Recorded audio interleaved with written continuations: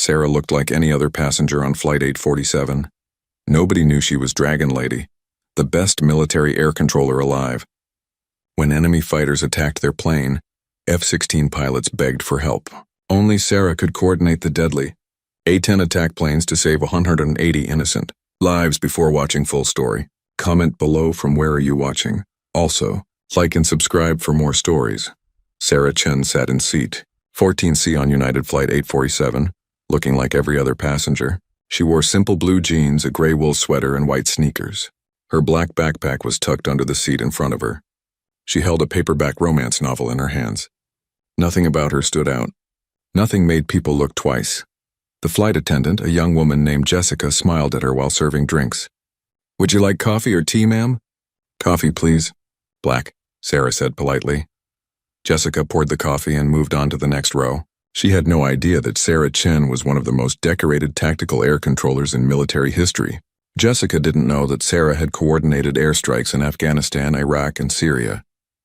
She didn't know that pilots called Sarah Dragon Lady because of her calm voice during the worst combat situations.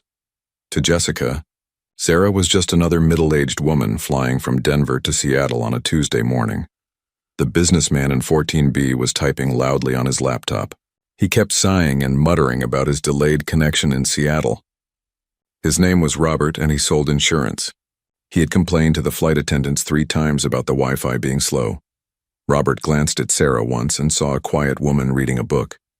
He had no idea that this woman had saved more lives than any doctor or firefighter. He didn't know that she could direct fighter jets and attack planes like a conductor leading an orchestra. To Robert, she was nobody special. The mother in 14A was trying to calm her crying baby.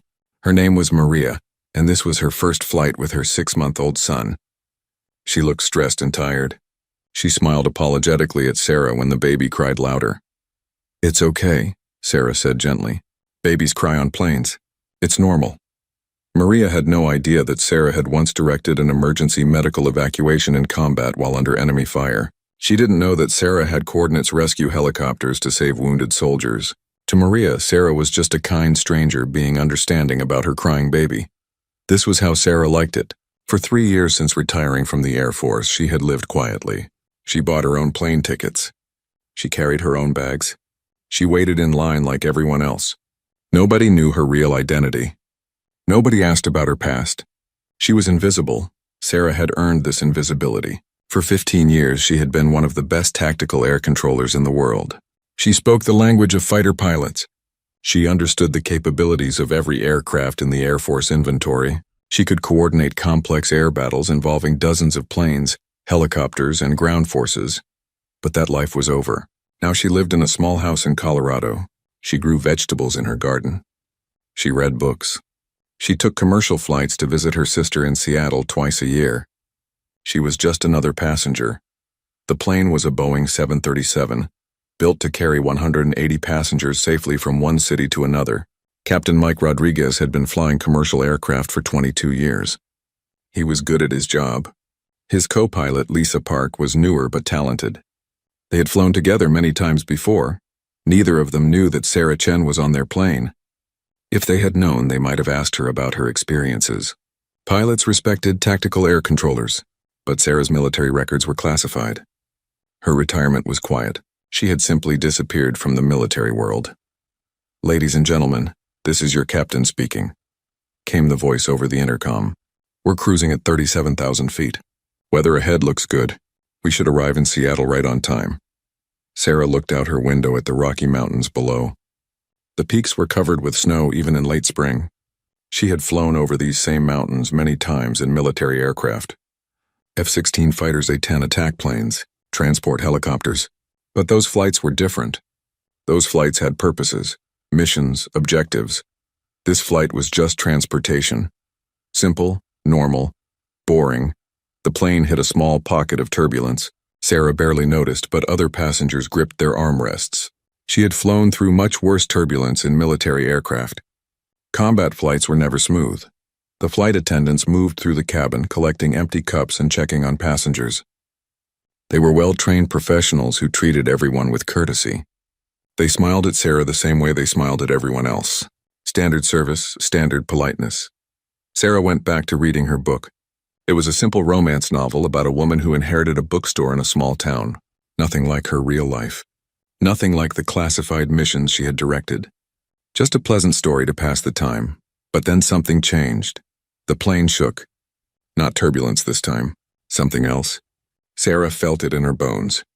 Her 15 years of military experience told her immediately that this was not normal aircraft movement. She looked out her window and saw them. Two dark shapes in the distance moving fast, very fast. They had swept wings and long contrails behind them. Fighter jets. F-16 Fighting Falcons. Sarah's heart rate increased slightly, but her expression didn't change. She had learned long ago to control her reactions. Never show fear. Never show excitement. Stay calm. F-16s didn't fly escort missions for commercial aircraft unless something was very wrong. They were interceptors. Air superiority fighters. They scrambled when there were threats to national security. The plane shook again, harder this time. Other passengers started looking around nervously. The businessman stopped typing. The mother held her baby closer. People whispered to each other. What was that? Are we okay? Is the plane having problems? Sarah said nothing. She pressed her ear closer to the window, listening. Sometimes military radio frequencies bled through civilian aircraft communications when military aircraft were very close. There it was, faint but clear. Denver Control, this is Viper 1. We have visual contact with the commercial aircraft. There's something else up here. Sarah's blood went cold. Viper 1 was the call sign of an F-16 fighter, and if there was something else in the airspace, it meant trouble. More radio chatter leaked through. Viper 2 to Viper 1. I see it too. Unknown aircraft, military configuration. It's been shadowing the airliner for several minutes. Denver Control, Viper 1. The bogey appears to be armed. Requesting permission to investigate. Sarah closed her eyes and processed what she was hearing. An unknown military aircraft was following their commercial flight. The F-16s had been scrambled to investigate. This was either a training exercise gone wrong, or something much more serious. The captain's voice came over the intercom, but he sounded different now, worried. Ladies and gentlemen, this is Captain Rodriguez. We're currently being escorted by military aircraft as a routine safety precaution. Please remain seated with your seatbelts fastened. But Sarah could hear the tension in his voice. This wasn't routine. Nothing about this was routine. More military radio chatter. Denver Control, Viper flight. The bogey is definitely armed. We can see external weapons pylons. This aircraft is not supposed to be in civilian airspace. Viper 1. Maintain visual contact but do not engage without authorization. We're scrambling additional support. What kind of support? A-10 Thunderbolts. Close air support package inbound from Peterson Air Force Base. Sarah's military mind immediately understood the situation. The F-16s were fast interceptors, perfect for identifying threats and engaging enemy fighters in air-to-air combat. But they weren't ideal for dealing with threats near civilian aircraft. One mistake, one missed missile, and 180 innocent people would die. The A-10 Thunderbolts were different. They were slow, heavily armored attack aircraft designed for close air support. They could engage threats with precision weapons while minimizing risk to nearby civilians. But A-10s and F-16s operated very differently. Different speeds, different altitudes, different tactics. Coordinating F-16s and A-10s required specialized knowledge. It required someone who understood both aircraft types, their capabilities, and how to make them work together effectively. Someone like Sarah Chen, but Sarah was retired. She was just a passenger. She had promised herself she would stay out of military operations. She wanted a normal life. The plane shook again, more violently this time. Passengers started getting scared. Some were crying. Others were praying. The flight attendants tried to stay calm, but Sarah could see the fear in their eyes. Denver Control, Viper 1. The bogey is maneuvering aggressively. It's trying to force the airliner to change course. Viper flight, do not let the bogey separate the airliner from your protection. Control, we need those A-10s now. This situation is getting out of hand. Thunderbolt flight is still 12 minutes out.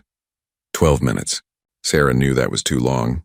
Whatever was happening up here would be resolved one way or another in the next few minutes. She looked around the cabin at the frightened passengers. Ordinary people, families, business travelers, students. None of them had asked to be part of a military situation. They just wanted to fly safely from Denver to Seattle. Sarah made her decision. She unbuckled her seatbelt and stood up. The businessman looked at her strangely. "Ma'am, you should stay seated," he said. "The captain said to keep our seatbelts on." Sarah ignored him and walked toward the front of the cabin. Jessica, the flight attendant, saw her coming. "Ma'am, please return to your seat. We're experiencing some technical difficulties." "I need to speak with the captain immediately," Sarah said quietly but firmly. "I'm sorry, but that's not possible right now. Please go back to your seat." Sarah stepped closer and spoke in a voice only Jessica could hear. "I'm a retired military tactical air controller. Those fighter jets outside need coordination, or everyone on this plane is going to die. Get me to the cockpit now." Jessica stared at her. This quiet woman in jeans and a sweater had just claimed to be military. But something in her voice, something in her calm confidence made Jessica believe her. "Wait here," Jessica said. She knocked on the cockpit door and spoke to someone inside. After a moment, the door opened. Captain Rodriguez looked out, his face pale with stress. "Jessica says you're military?" he asked. "Retired Air Force, tactical air control specialist. I can hear the radio chatter from the F-16s. They're about to have A-10s join them. But somebody needs to coordinate between different aircraft types or this is going to turn into a disaster." Captain Rodriguez had been flying long enough to recognize expertise when he heard it, and right now he needed all the help he could get. "Come in," he said. Sarah entered the small cockpit. Co-pilot Lisa Park looked at her with surprise and hope. Through the windscreen, Sarah could see the F-16s flying in formation with their airliner, and there, barely visible in the clouds, was another aircraft. The bogey. "What exactly is the situation?" Sarah asked. "Unknown military aircraft has been following us for 15 minutes, Captain Rodriguez said. The F-16s say it's armed and trying to force us to change course. They think it might be planning to shoot us down." Sarah picked up the radio headset and switched to the military tactical frequency. It was a frequency she hadn't used in 3 years, but she remembered it perfectly. "Viper Flight, this is Dragon Lady. Do you copy?" There was a moment of static. Then Dragon Lady. "Holy shit, is that really you?" "Watch your language, Viper 1. There are civilians listening." "Confirm your identity." "This is Major Rick Thompson, Viper 1. Dragon Lady, we thought you retired." Sarah smiled slightly. "Rick Thompson." She had worked with him in Afghanistan 2 years ago. He was a good pilot and a professional. "I did retire, Rick, but I'm currently on the civilian aircraft you're escorting. What's your current tactical assessment?" "Dragon Lady, thank God you're here. We've got a foreign military aircraft, probably Russian or Chinese, that's been shadowing this airliner since you left Denver. It's definitely armed with air-to-air missiles. We think it's planning to either shoot you down or force you to land somewhere. What's your weapon status?" "We're both carrying full air-to-air loadouts, but we can't engage while the bogey stays this close to the civilian aircraft. If we miss or if he fires back, we could hit the airliner." "Status on the A-10 support?" "Thunderbolt flight is inbound, about 10 minutes out now. But Dragon Lady, we don't have anyone qualified to coordinate fast movers and close air support in this kind of situation. We need someone who understands both mission profiles." Sarah looked out at the F-16s flying alongside them. She could see the pilots in their cockpits, helmeted heads turning as they scanned for the enemy aircraft. These were good pilots, but they were trained for air-to-air combat, not for protecting civilian aircraft while coordinating with close air support planes. "Rick, what's the bogey doing right now?" "He's staying in our blind spot, about 2 miles behind the airliner and slightly above. Every time we try to maneuver for a clear shot, he adjusts position to keep the civilian aircraft between us and him. He's using you as a human shield." Sarah closed her eyes and visualized the 3-dimensional battlefield. The commercial airliner flying straight and level at 37,000 feet. The 2 F-16s flying escort positions on either side. Fast and deadly, but limited by the need to protect civilians. The enemy aircraft hiding behind the airliner, using 180 innocent people as protection. And somewhere behind them, 2 A-10 Thunderbolts flying toward the fight. The A-10s were slower than the F-16s, but they were built for exactly this kind of situation. Heavy armor, precise weapons designed to engage targets while minimizing collateral damage.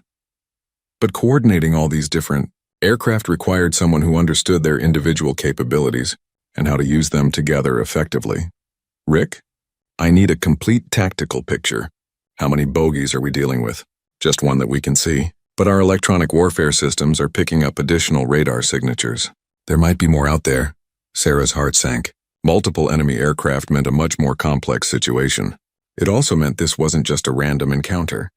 This was a planned operation. What's the bogey's most likely objective? Unknown.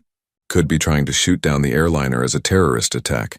Could be trying to force you to land so they can capture someone important on board. Or it could be a test of our response capabilities. Sarah thought about the passenger manifest. 180 ordinary people. Business travelers. Families. Students. Nobody, famous or politically important that she knew of unless they were after her. Sarah had worked on classified operations around the world. She knew state secrets.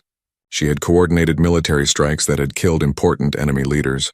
If a foreign intelligence service had identified her and tracked her to this flight, they might be trying to capture or kill her, but that was a problem for later.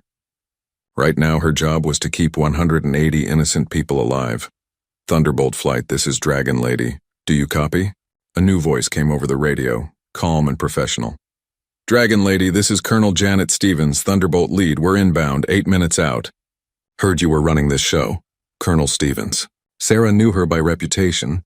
One of the best A-10 pilots in the Air Force. If anyone could handle this situation, it was Janet Stevens. Janet, current situation is 1 confirmed bogey, possibly more. The bogey is using the civilian aircraft as cover to prevent the F-16s from engaging. I need you to approach from below and behind. Use the terrain to mask your approach. Roger, Dragon Lady. What's the plan once we arrive? Sarah studied the tactical situation. She had F-16s that were fast and deadly but couldn't shoot.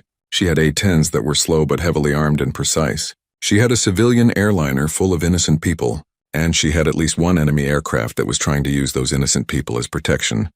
The solution required perfect timing and coordination. Here's what we're going to do, Sarah said. Viper Flight will execute a diversionary maneuver to draw the bogey's attention. Thunderbolt Flight will use that distraction to position for attack from an unexpected angle, and the airliner will perform evasive maneuvers on my command to clear the engagement zone. Dragon Lady, Captain Rodriguez said nervously, this aircraft isn't designed for combat maneuvers. Captain, a Boeing 737 is more maneuverable than most people think. I've seen airline pilots do amazing things when their passengers' lives depended on it. What kind of maneuvers are we talking about? Nothing extreme, just some turns and altitude changes. Can you handle that? Captain Rodriguez nodded grimly. If it keeps my passengers alive, I can handle it. Sarah keyed the radio again. All aircraft, this is Dragon Lady. We execute in 6 minutes when Thunderbolt Flight arrives on station. Everyone understand their roles? Viper 1, roger. Viper 2, understood. Thunderbolt Lead, we copy. Thunderbolt 2, ready to execute. Sarah looked at the clock on the cockpit instrument panel. 6 minutes to coordinate one of the most complex aerial operations she had ever attempted. 4 different types of aircraft, multiple objectives, civilian lives at stake, and she was doing it all while sitting in a commercial airliner, still wearing her jeans and sweater. The radio crackled with updates. Viper 1, the bogey is moving. He's repositioning to our 4 o'clock high. Thunderbolt Lead, we're 5 minutes out. We can see the contrails from the engagement area. Denver Control, be advised we're tracking additional aircraft approaching from the southwest. Possibly more bogeys. Sarah's blood went cold. More enemy aircraft meant this was definitely a planned operation. Someone had put a lot of effort into setting up this intercept. How many additional aircraft? She asked. At least 2, possibly 3. They're flying low to avoid radar detection. Now Sarah was dealing with potentially 4 or 5 enemy aircraft. 2 F-16s, 2 A-10s, and a civilian airliner full of innocent people. The tactical complexity was enormous, but Sarah had coordinated more complex operations before. In Afghanistan, she had once managed an air battle involving 12 different aircraft types while under enemy fire. This was challenging, but it wasn't impossible. Change of plans, she announced. This is now a multi-threat environment. Viper Flight, you take the primary bogey. Thunderbolt Flight, you handle the additional threats coming from the southwest. I'll coordinate timing to keep everyone clear of each other. Dragon Lady, that's a lot of moving parts, Colonel Stevens said. Janet, you've handled worse. Remember that operation in Syria where we had F-16s, A-10s, helicopters, and drones all in the same airspace? Roger that. But that was over empty desert, not with a civilian airliner full of people. The principle is the same. We just have to be more careful. Sarah turned to Captain Rodriguez. Captain, when I give the word, I need you to put this aircraft into a steep diving turn to the left. Can you do that without stalling? How steep? Steep enough to drop us below the engagement altitude quickly. The fighters will be shooting above us. Captain Rodriguez swallowed hard. Okay, I can do that. Co-pilot Lisa Park was monitoring multiple radio frequencies. Dragon Lady, we're getting word that the additional bogies are definitely hostile. They're armed and approaching fast. Time to intercept? 3 minutes. Thunderbolt flight, what's your status? 2 minutes out. We can see the additional threats on our radar now. Looks like 3 aircraft, probably Su-27 fighters. Su-27's not Russian-built fighters, fast, deadly, and flown by experienced pilots. This was definitely not a random encounter. Sarah's mind raced through the tactical possibilities. The enemy had planned this operation carefully. Multiple aircraft coordinated timing. They were either trying to shoot down the airliner or force it to land somewhere, but they had made one mistake. They didn't know that Sarah Chen was on board. All aircraft, this is Dragon Lady. Execute plan in 90 seconds on my command. Viper flight. You engage the primary bogey when he breaks cover. Thunderbolt flight. You take the 3 Su-27s coming from the southwest. Captain Rodriguez, be ready for evasive maneuvers. Dragon Lady, Major Thompson said. The primary bogey is moving into attack position. I think he's getting ready to shoot. Hold your position, Viper 1. Let him commit to the attack. Sarah watched the seconds tick by on the cockpit clock. Timing was everything. Too early, and the enemy aircraft would escape. Too late, and the airliner would be shot down. Thunderbolt flight, the Su-27s are accelerating. They'll be in missile range in 60 seconds. Dragon Lady, we're ready to engage. Sarah took a deep breath. This was the moment when months of planning and years of experience came together, when split-second decisions determined who lived and who died. All aircraft, this is Dragon Lady. Execute, execute, execute. Everything happened at once. The primary bogey behind the airliner suddenly accelerated into attack position, finally exposing himself to get a clear shot at the civilian aircraft. But the moment he cleared the airliner's radar shadow, both F-16s locked onto him with their missiles. Viper 1, Fox 3. Major Thompson launched his missile. Viper 2, Fox 3. The second F-16 also fired. At the same time, Sarah shouted to Captain Rodriguez, "Dive now!" The big Boeing 737 dropped into a steep diving turn that pushed every passenger back into their seats. The aircraft shook and groaned as Rodriguez pushed it to its structural limits, but it responded. The enemy missiles that had been aimed at the airliner streaked through empty air where the plane had been just seconds before. Meanwhile, the 3 Su-27s approaching from the southwest ran directly into the 2 A-10 Thunderbolts. Thunderbolt lead engaging. Thunderbolt 2, I have tone. The A-10s opened fire with their massive 30mm cannons. The sound was like thunder, even from several miles away. Sarah coordinated the entire battle from the cockpit of the civilian airliner, her calm voice cutting through the chaos of combat. Viper 1. Confirm your target is destroyed. Dragon Lady. That's a confirmed kill on the primary bogey. Thunderbolt flight status on the Su-27s. 2 confirmed kills, 1 damaged and retreating. The entire engagement lasted less than 4 minutes. When it was over, 4 enemy aircraft had been destroyed or driven off. The civilian airliner was safe. All aircraft, this is Dragon Lady. Excellent work, everyone. Threat eliminated.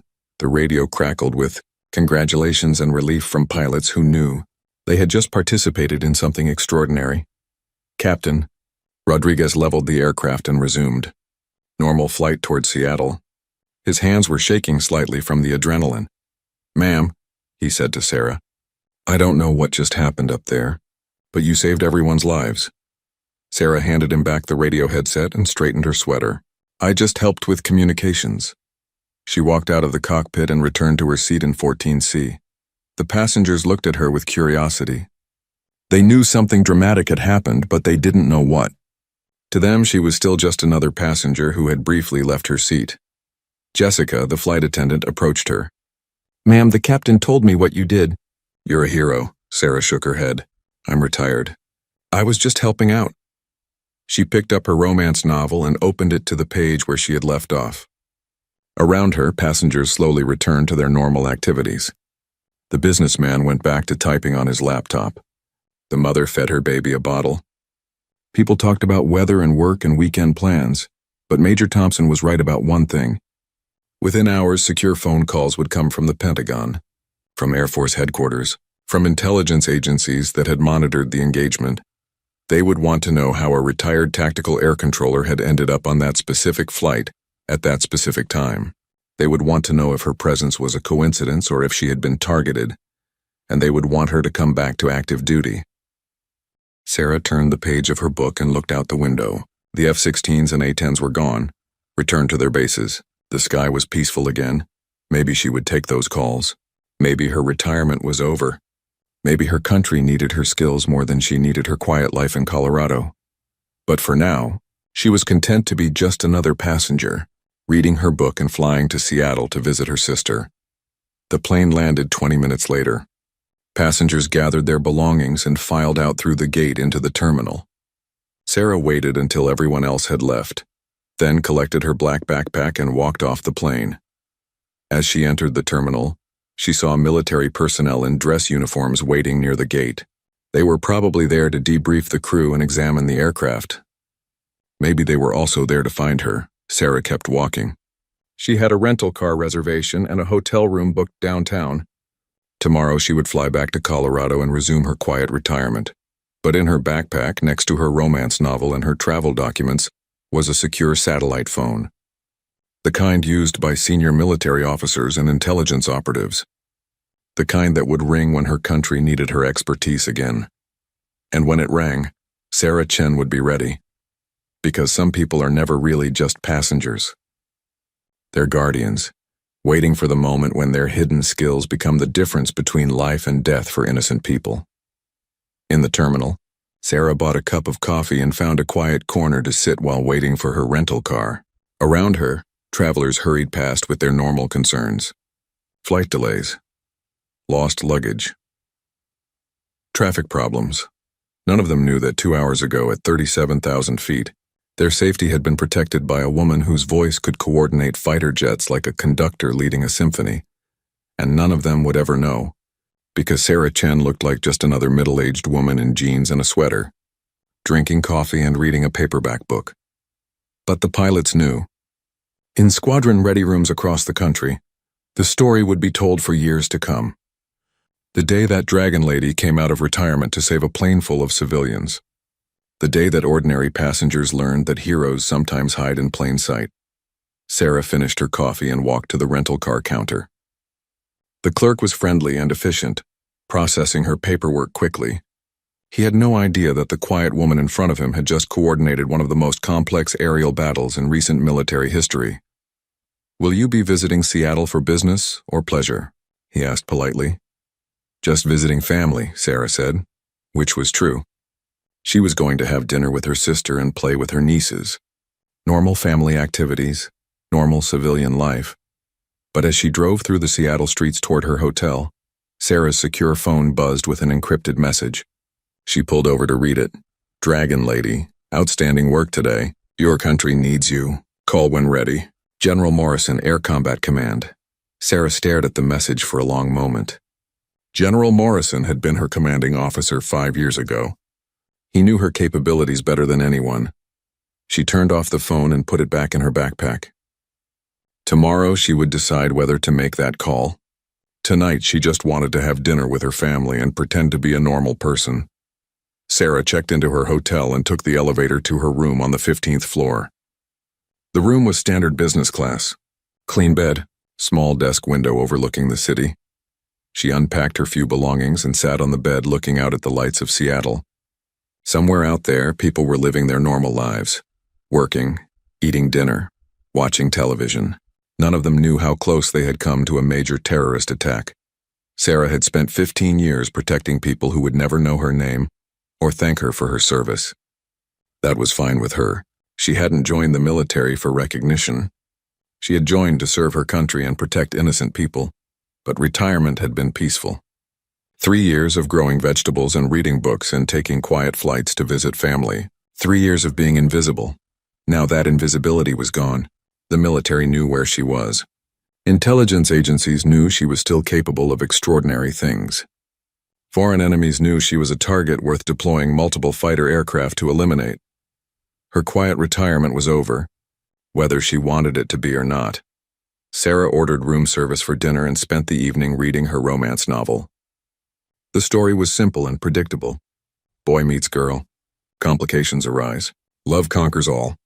Nothing like the complex realities of military operations and international threats. But sometimes simple stories were exactly what she needed. At 10 o'clock, she turned off the lights and went to sleep. Tomorrow she would visit her sister and try to be a normal aunt to two little girls who thought she was just someone who grew vegetables in Colorado. But in her dreams, she was back in the cockpit of that airliner, coordinating fighter jets and saving lives with nothing but her voice and her knowledge of how aircraft work together in three-dimensional space. Some skills never fade, even in retirement, and some people never stop being guardians, even when they're trying to be just passengers.